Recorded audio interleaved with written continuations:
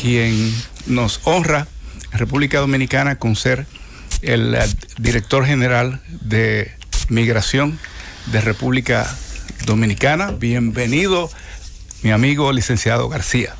Gracias. Placer para mí. Yo pude compartir con este programa, bueno, que ya es un ícono para muchas personas en la materia o que tienen interés en la materia. ¿Cuántos años son ya, Roque? Bastantes. Bastante, ya es mayor de edad, creo yo. Sí, casi.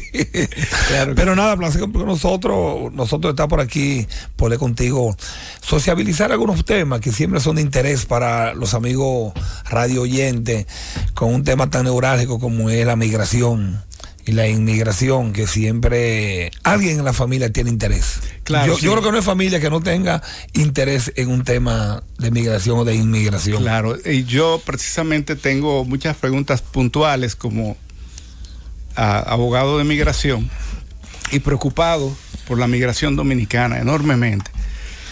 He querido traerte algunas inquietudes del público y también del programa. Willy se excusó que iba a estar aquí también con nosotros, sí, pero ya tenía que irse. Y en el break yo voy a cederle mi asiento a la dueña de esto aquí, y princesa Angeli Báez, que acaba de llegar. Pero siéntate por ahí mientras tanto en el micrófono. Licenciado, en septiembre del 2019, el honorable presidente Abinader, y entonces candidato, dijo: no se puede aceptar más la presencia de inmigración ilegal en el país. Prometió aplicar rigurosamente la ley de migración y dominicanizar el trabajo agrícola en las zonas fronterizas. Él dijo en Montecristi que hay que evitar la presencia irregular de ciudadanos de Haití o de cualquier otra nacionalidad. Entonces, mi pregunta, en la medida de lo posible, ¿qué está haciendo la Dirección General de Migración para cumplir esta meta del presidente?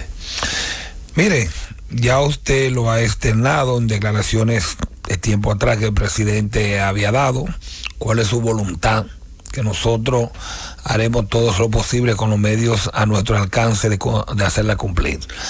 Nosotros llegamos a la institución, y ya lo he dicho en otros programas, y bueno, cuando usted llega, lo primero que comienza es a tomar, lo comienza amigo mío, el piso y el paso a la institución. Usted tiene que llegar, aunque nosotros teníamos cierta experiencia en el área de migración por haber ejercido la materia, no es lo mismo cuando usted está desde afuera como abogado haciendo una residencia, a que cuando usted llega adentro y usted ve el monstruo que es migración, que decía Ramón Alburquerque hace un par de semanas en estos mismos micrófonos, que debiera ser un ministerio por la gran responsabilidad que tiene dicha dirección. Llegamos apenas hace 2 meses, Roque. Hemos estado viendo qué hay inmigración, con quién contábamos para poder hacer el trabajo. Un militar, cuando va a la guerra, lo primero que tiene que verificar es el arsenal de armas con la que cuenta para poder ir a batallar en la guerra. Claro. Nosotros estábamos en ese inventario de arsenal de armas que necesitábamos entenderse por arsenal de armas en cuanto a la estructura que tenía migración para realizar la labor. Dígase el material humano que contaba migración, dígase la estructura de vehículos, de autobuses, de motores, de camionetas, toda esa estructura que tiene que haber para usted tener 32 provincias y el distrito cubierta, a los fines de comenzar a trabajar con unas interdicciones y unas deportaciones o devoluciones, como usted la quiera llamar, que son diferentes cada una, que hacían 7 meses que no se realizaban. La gente no sabe que el 16 más o menos, o a principios de marzo, se pararon las deportaciones de nacionales extranjeros como consecuencia de la pandemia. Por eso la gente dice, pero es que hay muchos por ciudadanos... Asuntos humanitarios. Por asuntos humanitarios, okay. Sí, la gente dice, hay muchos nacionales haitianos en la calle, y que hace 7 meses que no se enviaba uno. Okay.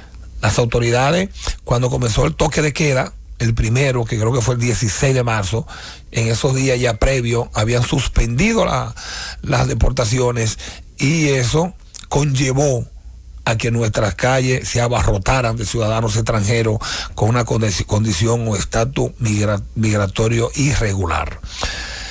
No es fácil no es fácil la tarea, porque independientemente de la cantidad que constantemente hay en el país, cuando usted tiene 7 meses sin devolver, usted entonces tiene una sobrecarga, que por eso la gente dice, yo lo veo en todas las esquinas, lo veo en todos los pueblos, lo veo en todos los campos, lo veo en todas las construcciones, lo veo en todos los conucos, en todas partes los veo, pero es por esa situación.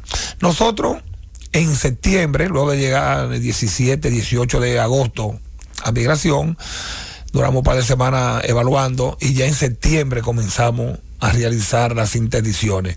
Claro, dentro del marco de las posibilidades, porque lo he dicho, que llegué a una institución que no teníamos los recursos suficientes, no encontramos una cuenta bancaria disponible para poder girar y comenzar los trabajos.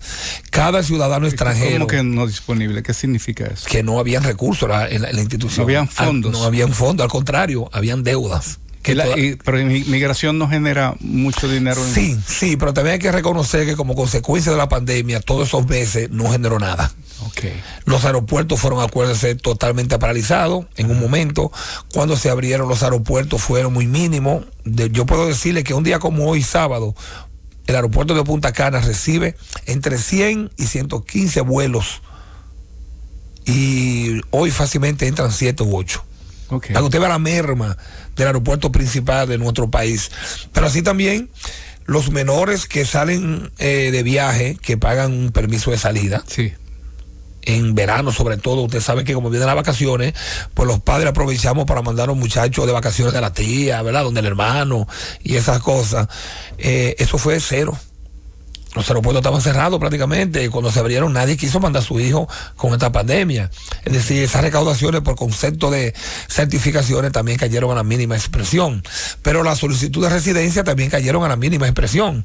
Las renovaciones, muchísimos extranjeros que están fuera del país, quizá en sus países de origen o que estaban de paseo, también se le han vencido las residencias por allá y no han podido entrar al país. Otros seguro han fallecido. Otros también, exactamente. Es decir, los diferentes renglones que tiene migración para recaudarse fueron apenas un 10%, lo estamos haciendo.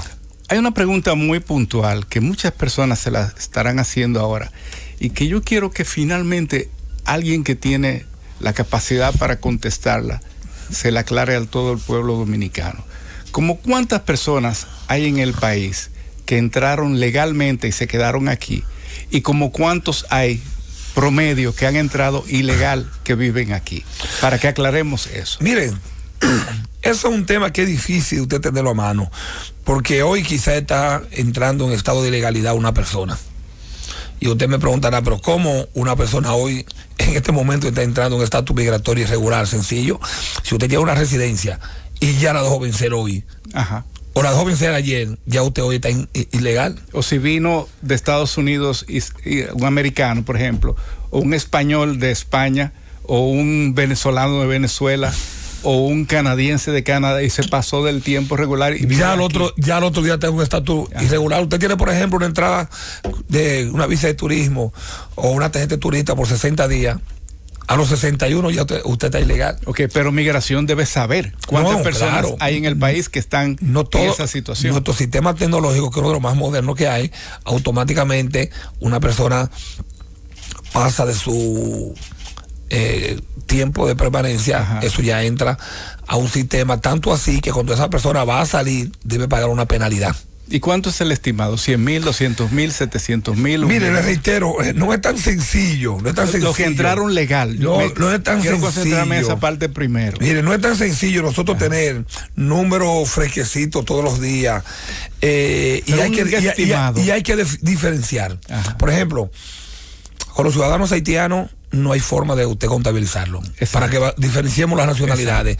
Es sencillo, lo que entra por la frontera ilegal, nosotros no podemos controlarlo.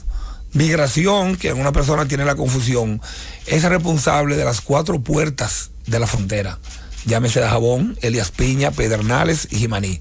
Nosotros solamente somos responsables de los ciudadanos extranjeros de Haití que pasan por esa puerta. Luego de esa puerta ya nosotros no somos responsables. Ya le corresponde al CEFRON una parte, una gran responsabilidad, y luego el Ejército Nacional.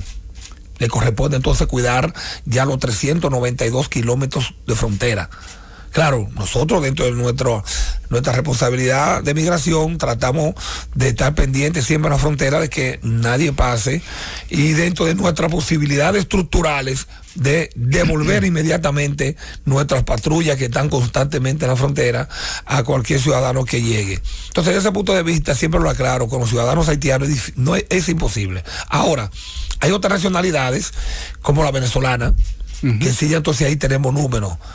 Okay. Ahí tenemos ¿Cuántos ya venezolanos se han quedado aquí? Más de 115,000 venezolanos. Okay. Al día de hoy podemos decir que tenemos, que es la nacionalidad que más seguimiento le estamos dando por la gran cantidad de ciudadanos que tenemos. Y mira, es entendible, Roque.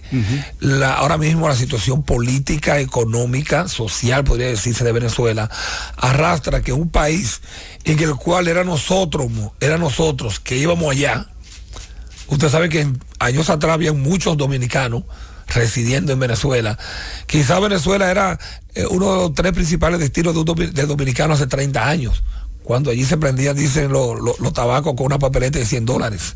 Okay. Cuando la economía era bullante. Sí, claro. Cuando de aquí mejor los partidos políticos como el nuestro, que era el PRD en ese momento, enviaba a sus militantes a prepararse en materia electoral a Venezuela.